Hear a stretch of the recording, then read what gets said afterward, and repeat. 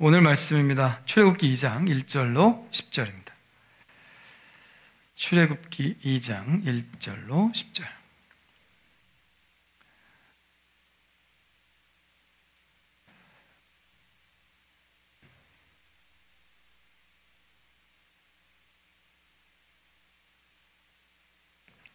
자, 같이 읽어볼까요? 시작. 레위 가족 중 한 사람이 가서 레위 여자에게 장가들어 그 여자가 임신하여 아들을 낳으니 그가 잘생긴 것을 보고 석 달 동안 그를 숨겼으나 더 숨길 수 없게 되매 그를 위하여 갈대 상자를 가져다가 엽청과 나무진을 칠하고 아기를 거기 담아 나일강가 갈대 사이에 두고 그의 누이에게 어떻게 되는지를 알려고 멀리 섰더니 바로의 딸이 목욕하러 나일강으로 내려오고 시녀들은 나일강가를 거닐 때에 그가 갈대 사이에 상자를 보고 시녀를 보내어 가져다가 열고 그 아기를 보니 아기가 우는지라. 그가 그를 불쌍히 여겨 이르되 이는 히브리 사람의 아기로다. 그의 누이가 바로의 딸에게 이르되 내가 가서 당신을 위하여 히브리 여인 중에서 유모를 불러다가 이 아기에게 젖을 먹이게 하리까. 바로의 딸이 그에게 이르되 가라 하매 그 소녀가 가서 그 아이의 어머니를 불러오니 바로의 딸이 그에게 이르되 이 아기를 데려다가 나를 위하여 젖을 먹이라. 내가 그 삭슬 주리라. 여인이 아기를 데려다가 젖을 먹이더니 그 아기가 자라매 바로의 딸에게로 데려가니 그가 그의 아들이 되니라. 그가 그의 이름을 모세라 하여 이르되 이는 내가 그를 물에서 건져내었음이라 하였더라. 아멘. 자, 옆사람 인사합시다. 당신이 복입니다. 당신이 복입니다. 당신이 복입니다. 자, 자기에게 얘기해 주세요.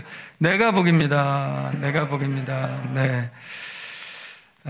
복이 될지라 주님께서 말씀하셨습니다. 우리가 복이죠. 자, 우리 기도에 대해서 계속 말씀을 전하고 있습니다. 사순절 기간 동안 그럴 것 같은데요. 자, 오늘 출애굽기를 읽었습니다. 출애굽기의 배경은 애굽이죠. 출애굽기니까 애굽을 탈출해 나오는 기록이 바로 출애굽기죠. 자, 요셉이 애굽의 총리가 되고 그의 아버지 야곱의 자식들이 한 70명이 다 애굽으로 내려가게 되죠. 자, 1장 7절에 보니까 이스라엘 자손이 생육하고 불어나 번성하고 매우 강하여 온 땅에 가득하게 되었더라. 이렇게 말합니다. 그러니까 70명으로 내려왔던 유대인들이 엄청나게 낳고 또 낳고 해가지고 인구가 불어난 거예요. 누가 두려움을 갖냐면 애굽 왕 바로가 아니 히브리 민족들의 인구가 이렇게 늘어나는 것을 보고 두려움이 생겼습니다. 왜 두려워할까요? 9절에 보니까 이 백성 이스라엘 자손이 우리보다 많고 강하도다. 우리보다 많다는 거예요. 그리고 강하다. 자, 우리가 그들에게 대하여 지혜롭게 하자. 두렵건대 그들이 더 많게 되면, 지금은 우리가 감당할 수 있지만 더 많게 되면 전쟁이 일어날 때 우리 대적과 합하여 우리와 싸우고 이 땅에서 나갈까 하노라. 옛날 노예제 생활에서는 노예가 없으면 나라가 돌아가지를 않습니다. 그러니까 이들이 대적과 연합해서 싸워서 탈출할까 봐 걱정이 되는 것이죠. 자, 출애굽 때 나온 인구가 남자만 60만이라 그랬어요. 60만. 그러니까 가족들 다 합치면 200만 이상, 4인 가족으로 했을 때 한 200만 됐지만 제가 볼 때는 더 늘어났을 것 같은데요. 자, 450년 동안 70명의 인구가 굉장히 많이 늘어난 것입니다. 그러니까 30년 만에 꼭 2배씩 불어나야 이 인구가 되는 것 같아요. 대충 따져보니까. 미국도 지금 흑인들이 굉장히 많죠. 네. 노예로 목화 때문에 수입해서 들어와서 노예로 일을 시켜 먹었는데 지금은 흑인들이 굉장히 많아졌습니다. 흑인 대통령도 했죠. 그러니까 약간 지금 여기는 450년이 됐으니 얼마나 많은 사람들이 태어났겠어요. 그러니까 위기감을 느낄 수 있는 거죠. 그래서 어떻게 할까 생각하다가 1장 11절에 보니까 감독들을 그들 위에 세우고 그들에게 무거운 짐을 지워 괴롭게 하여 그들에게 바로를 위하여 국고성 비돔과 람새를 건축하게 하니라. 그러니까 뭔가 건축하는 일은 굉장히 힘든 일입니다. 그 힘든 일에 다 동원을 하고 노동 강도를 좀 더 세게 하자. 바로 요 시기에 이스라엘 백성들이 노예 생활했던 시기가 기원전 1200년, 300년 요 정도 봅니다. 400년 뭐 이렇게 봅니다. 네, 국고성 비돔과 람셋이 고고학적으로 보니까 람세스 2세 통치 기간 BC 1290년에서 1224년에 건축되었다고 나왔어요. 딱 그때가 노예 생활을 할 때죠, 유대인들이. 그리고 동부 나일 삼각주에 새로운 큰 왕궁도 짓게 했습니다. 이들이 누구에게 일을 시키냐? 이주해온 유목민들이 이 건축 사업에 투입됐다고 나와 있어요. 그러니까 이주해온 유대인 유목민들이 누구겠어요? 이스라엘 사람들이죠. 그 사람들이 여기에 투입이 되었습니다. 그래서 일을 막 시키는 거예요. 그러면 피곤해서 집에 가면 별 생각 안 나겠죠. 그냥 자는 거야. 그러니까 애를 낳을 수 있겠어요, 없겠어요? 그러니까 처음엔 그렇게 했어요. 무조건 피곤하게 해가지고 애 낳을 시간을 없게 하자. 그렇게 했습니다. 그런데 그게 마음대로 됐나요? 12절에 보니까 1장 12절에 보니까 그러나 학대를 받을수록 더욱 번성하여 퍼져나가니 그럴수록 더 인구가 퍼져나갔다. 그래서 안 되겠다 싶어서 또 하나의 계획을 세우는데 이번에는 산파들에게 히브리 여인들이 아기를 낳으면 몰래 아기를 죽여라. 아기를 태어날 때. 너무 끔찍하죠. 네. 그러나 산파들이 여호와를 두려워해서 그 일을 하지 못했다 그랬어요. 산파들은 아기를 많이 받는 사람들인데 아기를 오면 얼마나 정말 안타깝겠어요. 그걸 어떻게 죽여? 그러니까 못 죽인 거죠. 그러니까 바로가 불렀습니다. 산파를 불러서 아니 왜 남자아이들 죽이라니까 남자아이를 살려주었느냐. 그러니까 산파가 대답합니다. 1장 19절에 히브리 여인은 애굽 여인과 같지 아니하고 건강하여 산파가 그들에게 이르기 전에 해산하였나이다. 그러니까 우리가 가기 전에 보니까 벌써 다 나아 있다. 쑥쑥 잘 난다. 그러니까 우리가 뭐 할 일이 없다. 난 걸 어떻게 죽이겠느냐. 그렇게 얘기한 거죠. 그러니까 또 안 되겠어요. 그러니까 이제 완전히 명령을 내립니다. 이제부터는 히브리인들 중에 아들이 태어나거든 너희는 그를 나일강에 던지고 딸이거든 살려두라. 딸은 노동력이지만 아들은 뭐예요? 군사력이 될 수 있거든. 그러니까 아들은 그냥 죽이고 딸만 살려둬라. 그러니까 나일강에 무조건 던지라는 거예요. 나일강에 던져라. 그게 명령입니다. 이때 태어난 인물이 누구예요? 모세죠. 모세. 이때 태어난 인물이 모세입니다. 부모가 아이를 낳고 보니 참 잘생긴 거예요. 그래서 차마 나일강에 던질 수가 없었습니다. 그럼 못생기면 던질 거예요? 아기가 뭐 잘생겨봐요. 얼마나 잘생겼겠어요. 여러분 태어나자마자 아기 얼굴 봤어요? 아우 잘생겼어요? 내가 낳은 자식이지만 못생겼지. 근데 하루 이틀 사흘 날 지나면서 얼굴이 자리가 잡히죠. 예? 그럼 뭐 모세가 잘생겼겠어요. 그냥 지 자식이니까 이쁘겠지. 그죠? 그러니까 성경에는 근데 그게 나와 있어요. 잘생겨서 너무 아까워. 나일강에 버리질 못하겠어요. 그렇게 석 달을 길렀습니다. 근데 더 이상 기를 수가 없었어요. 무엇 때문에? 울음소리를 막을 수가 없는 거죠. 점점 클수록 울음소리가 더 커지는 거예요. 옆집도 있고 하니까. 들키면 어떻게 돼요? 명령대로 안 했으니 다 죽는 거야. 그러니까 더 이상은 안 되겠다. 그래서 나일강에 던지기로 합니다. 근데 그냥 던지면 죽잖아. 그러니까 어떻게든 살려서 요행을 바라는 거야. 한 가지 희망을 보는 거예요. 그래서 어떻게 합니까? 왕골 상자에 역청과 송진을 발라서 방수하는 거죠. 방수. 우리 노아의 방주 지을 때도 역청을 발랐다 그랬죠. 방수입니다. 방수를 해가지고 거기에 담아서 강물에 띄운 것이죠. 경에 어떻게 되든 버린 건 버린 거예요. 그죠? 나일강에 버림받은 아이였습니다. 힘없는 아이의 운명은 이제 넘실거리는 강물에 맡겨진 거죠. 그런데 어떤 일이 벌어졌습니까? 바로 바로의 딸이 목욕하러 나일강에 나왔다가 그 갈대 상자를 본 것이죠. 시녀들에게 저 좀 갖고 와봐. 열어보니까 그 안에 아기가 울고 있었습니다.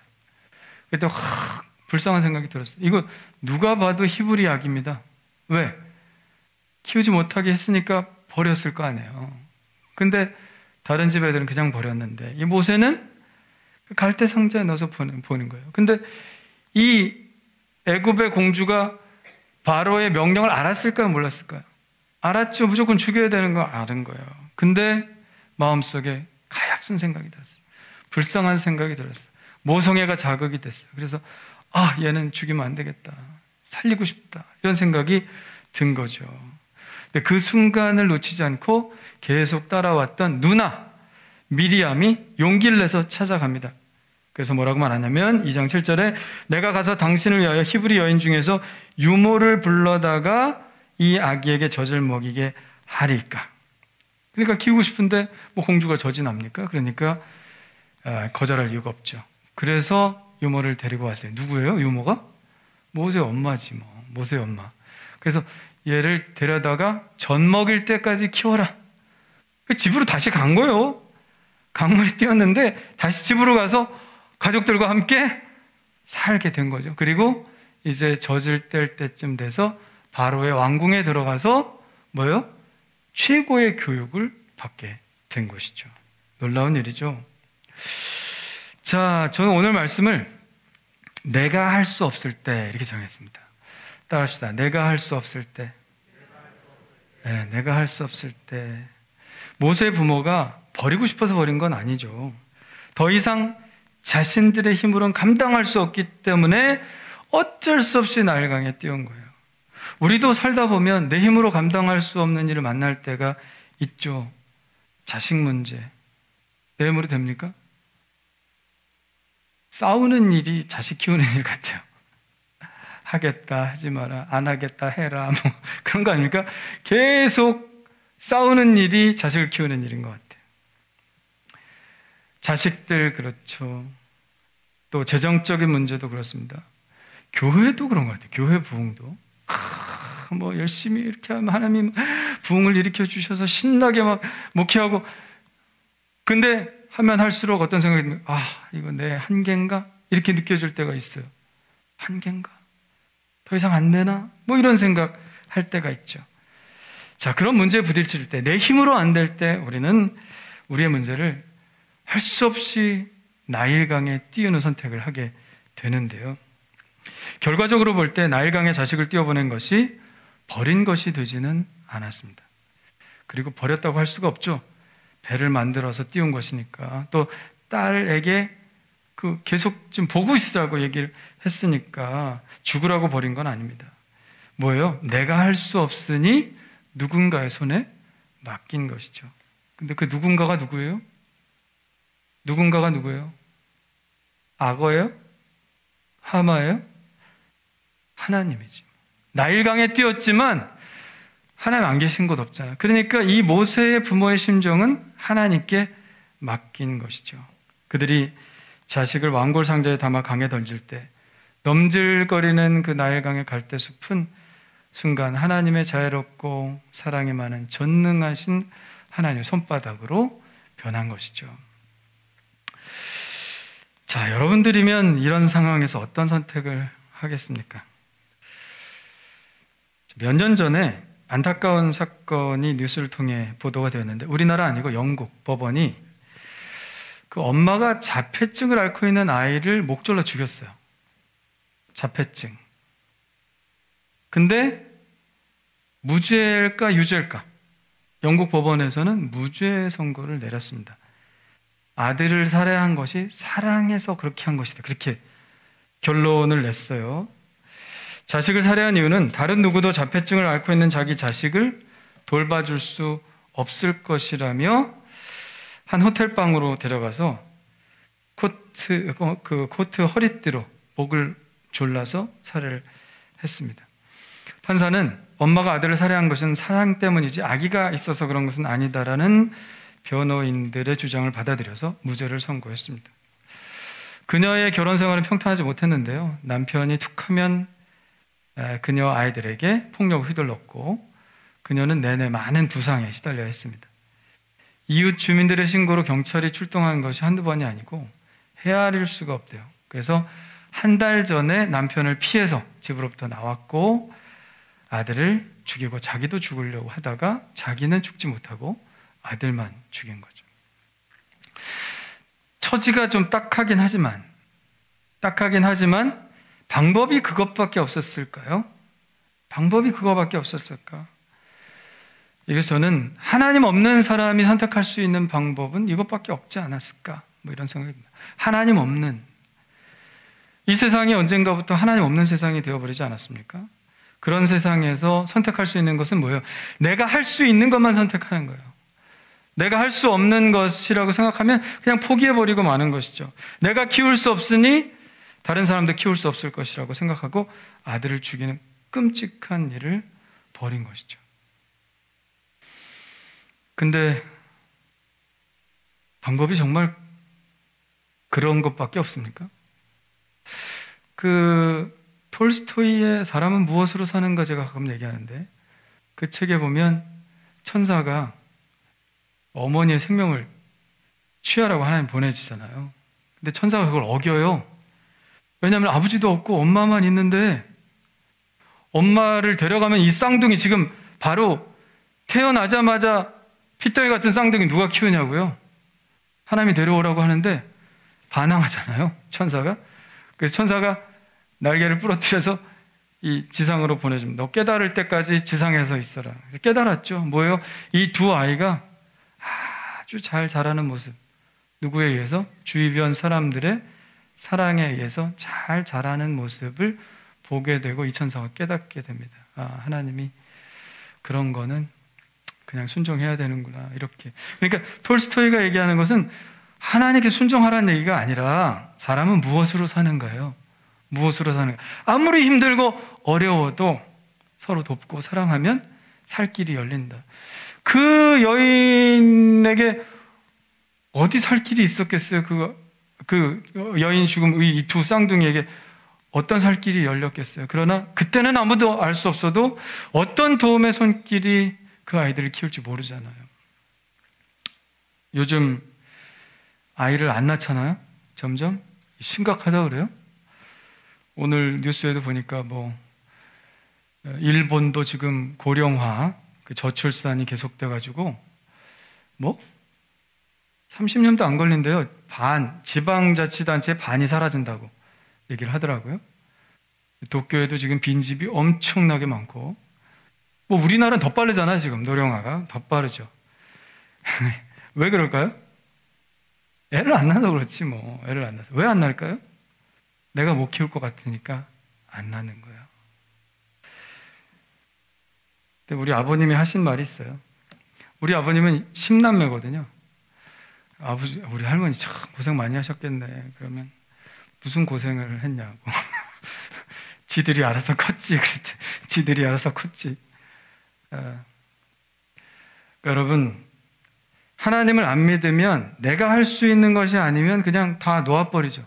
그러나 하나님을 믿으면 하나님께 맡기는 것입니다.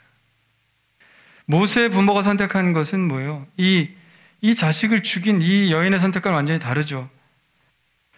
그때도 그냥 할 수 없다, 그냥 자식 죽이자. 이거 어떻게 살겠냐? 그렇게 선택한 사람도 있었을 거예요. 그러나 이 모세의 부모가 선택한 것은 완전히 다릅니다. 누군가 더 큰 손에 아들의 운명을 맡긴 것이죠.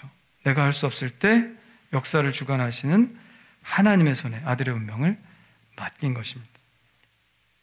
자식을 처음 가졌을 때는 참 꿈도 많고 희망도 많습니다. 그러나 자식을 키우면서 이 통제대로 되어주지 않는 이 자식을 만나게 되죠. 끝까지 자기가 컨트롤하고 통제하려고 하다가 결국 자식과 원수되는 일도 너무나 많은 것을 봅니다. 자식 이기는 부모 없잖아요. 근데 자신이 할 수 없다고 생각할 때 그렇다고 자식을 버릴 수는 없죠. 그때 우리는 어떻게 해야 할까? 이 모세 부모의 지혜를 배워야 합니다. 나일강에 띄우는 거죠. 나일강에 띄우는 건 뭐예요? 하나님께 맡겨야 한다는 것입니다. 저는 자식 얘기를 할 때 항상 이 칼릴 지브란의 시를 떠올리는데요. 이 시는 아주 처음부터 도발적입니다. 뭐라고 시작합니까? 그대의 아이들은 그대의 아이가 아니다. 네 자식 아니다. 너 거 아니다. 뭐예요? 그들은 스스로 자신의 삶을 열망하는 큰 생명의 아들과 딸들이다. 그 뭐예요? 큰 생명이 뭐예요? 더 큰 생명이 누굽니까? 하나님의 아들과 딸들이야. 하나님의 것이지 니네들 거 아니다. 그들이 비록 너희를 통해 태어났지만 너희로부터 온 것은 아니다. 하나님으로부터 온 것이죠. 그러므로 그들이 그대들과 함께 지낸다 해도 너에게 속한 것은 아니다. 그대는 아이들에게 그대의 사랑은 주되 그대의 생각까지 주려고 하지는 말라. 왜냐하면 아이들은 그들 자신만의 사명을 가지고 태어났기에 내 사명 다르고 아이들 사명 다르니까 너랑 똑같이 하리라고 생각하지 마라. 그대는 그대 아이들을 날아가는 화살처럼 앞으로 나아가기에는 활이니. 부모가 뭐라고요? 부모는 활을 쏘는 그분은 누구예요? 하나님이시죠. 하나님이 어디다 쏠까? 화살이 누구예요? 자식들이죠. 자식들을 어디다 쏠까? 이렇게 방향을 정하시는 분은 하나님이시고, 우리는 뭐가 되어줘요? 힘이 되어줘요. 아이들이 앞으로 쫙 나갈 수 있도록 우리는 아이들을 돌보고 사랑하고 격려하고 칭찬하고 힘이 되어주는 거예요. 그렇게 힘이 되어줄 때 하나님이 쏘시는 방향으로 아이들이 쫙 하고 자신의 관역대로 나가게 되어 있다는 것이죠. 그러므로 뭐예요? 자식은 내 것이 아니다. 누구 손에 있을 때 자식들이 안전합니까? 하나님의 손에 있을 때 안전한 거예요. 자식들에게 하나님이 역사하실 틈을 줘야지. 아이들을 내가 너무 컨트롤하려고 하면 하나님께서 컨트롤 하실 수가 없습니다. 자, 야곱은 쌍둥이로 태어났죠. 형이 에서고 동생이 야곱이고 이삭의 아들이죠. 야곱은 어떤 사람이었습니까? 요즘 말로 하면 욕심 많은 마마보이. 딱 그게 맞을 거예요. 욕심 많은 마마보이가 야곱입니다. 엄마 옆에 붙어가지고 엄마가 시키는 대로만 했어요. 엄마 리브가는 완전히 야곱을 손에 잡고 자기가 통제하려고 했습니다. 그러다가 결국 리브가가 만들어낸 것이 뭡니까? 형제간의 불화였죠. 그때까지 야곱은 하나님의 통제를 받지 않았습니다. 하나님의 뜻보다는 엄마의 뜻을 따랐죠. 그러다가 엄마를 떠날 수밖에 없는 상황이 되었습니다. 리브가는 뭐 자기가 잘하는 줄 알았겠죠. 아니 어떻게 아버지의 축복을 대신 받으라고 야곱에게 너 이렇게 변장하고 들어가서 목소리도 좀 굵게 하고 내가 맛있는 음식 해줄 테니까 아버지한테 갖다 바치고 에서인 척하고 축복을 받아라. 어떻게 엄마가 그럴 수가 있습니까? 야곱은 팥죽은 팔아먹을 수 있지언정 거기까지는 생각을 못했을 거예요. 근데 누구 생각에서 나온 거예요? 엄마가 그렇게 하라고 그랬어. 엄마가. 엄마도 뜻은 있었겠지만 결국은 뭘 만들어냈습니까? 자식 간의 불화를 만들어내게 되었습니다. 엄마 리브가는 아무리 야곱을 사랑했어도 이제는 자식을 품에 둘 수가 없게 되었어요. 품에 두었다가는 어떻게 돼요? 죽게 생겼어. 그러니까 어쩔 수 없이 그 품에서 떠나보내게 되었죠. 그러나 야곱의 인생은 그때부터 고생기 시작되었지만 영적으로 보면 그때부터 피기 시작한 거예요. 엄마 옆에 있을 때는 그냥 마마보이였지만 그가 길을 떠나기 시작하면서부터 하나님의 품으로 들어가기 시작했습니다. 엄마의 품을 떠나 외로운 나그네 인생을 살아야 했던 야곱을 하나님께서 그 길에서 만나 주셨던 거죠. 그 전에 하나님께서 야곱 만나 주셨다는 얘기는 없어요. 근데 그 외로운 길에서 엄마의 품을 떠나게 된 그 순간부터 하나님이 그를 만나 주셨습니다. 제가 볼 때는 하나님이 좀 얘기를 야곱에게 하고 싶으셨을 것 같은데 리브가가 자꾸 막았을 것 같아요. 하나님이 끼어들 틈을 안 줘. 자기가 통제를 해, 야곱을 그냥. 그러니까 하나님이 야곱에게 뭘 말씀하고 싶고 만나고 싶어도 만나지 못했는데 엄마 품을 떠나니까 이제는 리브가가 떨어져 나갔구나. 이제 내가 너를 주관하시겠구나. 하나님이 그때 야곱을 만나 주셨죠. 부모가 너무 자녀들을 통제하면 하나님이 말씀하실 틈이 없습니다. 하나님이 비집고 들어갈 틈이 없습니다. 자녀들에 대해서 그래서 어느 정도는 뭐 다는 아닙니다. 큰일 납니다. 방치가 제일 나쁜 거예요. 교육 방법 중에서 방치하는 게 제일 나쁜 겁니다. 계속 뭔가를 해야 되는데 여러분이 하지 않아야 될 부분, 그 부분은 하나님께 맡겨야 되는 것이죠. 하나님이야말로 자녀들의 마음을 잘 알고 이해하고 자녀들의 앞길을 잘 알고 인도하시는 최고의 인도자가 되십니다. 자녀들이 하나님을 만날 수 있도록 내가 손을 잠깐 놓아주는 것이 필요하죠. 자녀들을 나일강에 띄워야 합니다. 하나님께 맡겨야 되죠. 학생들 수련회 같은 데 가서 하나님 제일 많이 만나요. 수련회 같은 데 왜 안 보내는지 모르겠어요. 자기가 끼고 있으면 뭐 어떻게 은혜 받게 할 수 있어요? 하나님 만나게 할 수 있어요, 부모가? 그럴 수 없죠. 부모의 통제로부터 잠깐 벗어나 하나님을 만나는 그 시간이 얼마나 아이들한테 귀한지 몰라요. 그때 그는 정말 하나님 앞에 독자적인 모습으로 딱 서는 겁니다. 그래서 하나님 만나는 것이고 자기가 인생을 결단하게 되는 것이죠. 그러면서 독립적인 인생으로 살아갈 수 있게 되는 것이거든요. 저는 그래서 사춘기의 끝은 은혜 받는 것이다 이렇게 생각합니다. 그 갈등의 끝은 하나님 만나서 사춘기 끝내고 성인으로 거듭나는 것이다. 저는 그렇게 생각합니다. 지금 수련회도 할 수 없는 그런 상황이지만 수련회 하면 바로바로 보내셔야 돼요. 예? 요새는 옛날에는 수련회 가면요, 막 옛날에는 진짜 우리 때만 해도 수련회 가면 막 춤추고 막 그랬어. 캠프 수준이었어요. 근데 요즘은 홀리 하잖아요. 예? 요즘은 은혜 받잖아요. 요즘은 얼마나 좋아요. 그게 뭐예요? 좀 떠나보내야 되는 시기가 있다. 근데 제가 드리는 오늘 얘기는 자녀들에 대한 얘기가 아닙니다. 주님은 이런 말씀 하셨어요. 마가복음 10장 29절. 읽어볼까요? 같이 시작. 내가 진실로 너에게 이르노니 나와 복음을 위하여 집이나 형제나 자매나 어머니나 아버지나 자식이나 전토를 벌인 자는 현세에 있어 집과 형제와 자매와 어머니와 자식과 전토를 100배나 받되 박해를 겸하여 받고 내세 영생을 받지 못할 자가 없느니라. 아멘. 이게 제일 미스터리한 말씀이죠. 성경 말씀 중에서 이해가 안 가는 말씀이죠. 우리에게 해당되는 일은 아니에요. 지금 이 상황에서 뭐 여러분 자식 버릴 필요 없습니다. 자식 버린 사람의 문제지. 버릴 필요 없습니다. 가족 버릴 수 없습니다. 이건 뭐 다 버리고 출가하라는 얘기가 아닙니다. 뭐 여러 가지로 해석될 수 있지만 하나님께 맡기라는 것이죠. 여기에 전토에 대한 말씀도 있는데요. 사람에 대해서뿐만 아니라 모든 재정의 문제도 하나님께 맡겨야 된다. 너가 이것을 붙들고 있는 한 너가 하지 못하는 하나님의 뜻을 행하지 못할 게 분명히 있다. 그러니까 이 부분에 있어서 너가 놓아야 될 필요가 있다는 것이죠. 6장 33절 마태복음 어떻게 말씀하십니까? 그런즉 너희는 먼저 그의 나라와 그의 의를 구하라. 그리하면 이 모든 것을 너희에게 더하여 주시리라. 할렐루야. 그러니까 맡기면 너가 막 염려 걱정하고 막 컨트롤하고 하려고 하는 것들 맡기면 모든 것을 더해 주신다. 아까 말씀에는 100배나 더해 주신다 그랬습니다. 왜냐하면 우리의 손으로부터 벗어났을 때 하나님께서 주관하시기 때문입니다. 근데 맡긴다는 것이 대책 없이 있으라는 얘기는 아니죠. 맡기는 방법이 있습니다. 그 문제를 하나님께서 다스리시도록 기도하는 게 맡기는 거예요.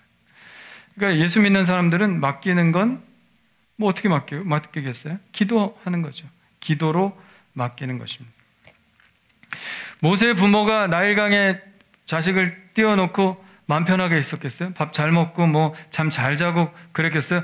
이제 안 보니까 울음소리 안 들리니까 이제 속 편하네 그랬겠어요? 아니죠. 그냥 울고 아이를 위해서 기도했을 것 같아요. 하나님, 어쩔 수 없이 내 손에서 떠나 보냈지만 하나님께 맡깁니다. 하나님, 제발 살려주세요. 제발 살려주세요. 더 기도하지 않았겠어요? 그게 맡기는 거예요. 그냥 놓고 편안하게 있는 게 아니라 맡긴다는 것은 이제 어차피 내 손에선 벗어나고 내가 할 수 없는 일이니 하나님께 맡기고 기도하는 것입니다. 그게 맡기는 거예요. 그래서 더 노동이 필요할지도 몰라요. 더 힘들지도 몰라요. 왜? 내가 마음대로 하면 속이라도 편하지? 그게 아니잖아요. 하나님이 하셔야 되니까 그 인내의 시간을 보내면서 얼마나 마음을 졸이며 기도해야 되겠습니까? 맡긴다는 게 쉽지가 않죠. 하나님의 커다란 손에 우리의 문제를 맡기는 것입니다. 성경은 그렇게 말합니다. 빌립보서 4장 6절 7절 같이 읽어보겠습니다. 시작. 아무것도 염려하지 말고 오직 모든 일에 기도와 간구로 너희 구할 것을 감사함으로 하나님께 아뢰라. 그리하면 모든 지각에 뛰어난 하나님의 평강이 그리스도 예수 안에서 너희 마음과 생각을 지키시리라. 아멘. 우리 하나님 멋진 하나님이시고 멋지게 인도하시는 분인 줄 믿으시길 바랍니다. 부모는 모세를 키우지 못해서 그냥 안절부절 노심초사했지만 하나님은 계획을 갖고 계시죠. 하나님은 놀라운 계획을 갖고 계셨습니다. 모세를 어머니 품에서 다시 키우시게 해주셨죠. 왕궁에서 최고의 교육을 받고 자라게 하셨죠. 결국 세상을 변화시키는 일에 하나님의 계획 가운데 모세를 사용하셨습니다. 얼마나 멋지게 일하셨습니까? 여러분들이 했으면, 우리가 했으면 그렇게 할 수 있었겠어요? 말도 안 되지. 아무리 굴 속에, 우리가 할 수 있는 게 뭐였겠어요? 굴 속에 데리고 들어가서 그냥 키우는 것밖에 더 있겠어요? 나중에 발각되면 또 어떻게? 네? 우리가 할 수 있는 것보다 하나님께서 하실 수 있는 것이 더 많고 더 멋진 일입니다. 버림받은 아이가 하나님의 손에서 아주 멋있는 사람이 되죠. 우리의 통제에서 벗어난 일이 하나님의 손에서 멋지게 해결이 됩니다. 사실 우리는 모든 일에 이런 고백이 있어야 합니다. 모든 일에 내가 할 수 있는 것 아무것도 없습니다. 하나님께서 주관하여 주시옵소서. 따라합시다. 내가 할 수 있는 일이 아무것도 없습니다. 하나님께서 주관하여 주시옵소서. 할렐루야. 그렇게 우리의 문제를 위임할 때 처음에는 좀 고생하는 것 같아도 신비로운 역사로 우리의 생각 넘어 역사하시는 분이 바로 하나님이신 줄 믿습니다. 사랑하는 성도 여러분, 너무 문제에 매달리지 마시고, 여러분이 할 수 있다면 모르지만 할 수 없는 일이라면 최선의 것은 하나님께 맡기는 것입니다. 열심히 기도하시고 부르짖고 간구하셔서 여러분들이 할 수 없는 일을 하나님의 크신 전능하신 손에서 해결받는 그런 은혜가 여러분 안에 있기를 간절히 축원합니다. 기도하겠습니다. 하나님 아버지 감사합니다. 모세의 부모는 더 이상 할 수 있는 게 없었습니다. 그래서 그는 하나님께 맡겼습니다. 하나님 아버지요, 우리도 살아가다 보면 어느 정도 내 마음대로 되는 것 같다가도 내 마음대로 되지 않는 것들이 많이 있음을 느낍니다. 어떡할까요? 포기할까요? 하나님, 그러나 하나님께서는 너의 모든 염려를 다 맡겨버리라 말씀해 주셨습니다. 하나님이 권고하신다고, 하나님이 돌보신다고 말씀해 주십니다. 주여 아버지 하나님이여, 맡길 것들이 너무 많은데 여전히 제가 컨트롤하고 싶어하는 부분들이 참 많이 있음을 고백하오니 하나님 용서하여 주옵시고, 기도함으로 계속해서 우리 자녀의 문제, 재정의 문제, 아버지 내 안에 있는 신앙의 문제 다 하나님께 맡겨드릴 수 있도록 도와주시옵소서. 불신의 염려를 가지고 살지 않게 도와주시고, 신앙의 기도로, 맡김으로 하나님께서 주실 놀라운 일들을 기대하는 저희들 될 수 있도록 인도해 주시옵소서. 오늘 마음속에 있는 설교를 들으면서 마음속에 떠오른 모든 생각들, 그런 기도의 제목들이 있을 줄 압니다. 하나님 아시오니 하나님께서 붙들어 주셔서 하나님이 주관하여 주시고 다스려 주시옵소서. 그래서 아버지 하나님의 은혜를 체험하고 하나님께서 얼마나 놀라운 분이신지를 경험하는 저희들 될 수 있도록 도와주시옵소서. 예수님의 이름으로 기도하옵나이다. 아멘.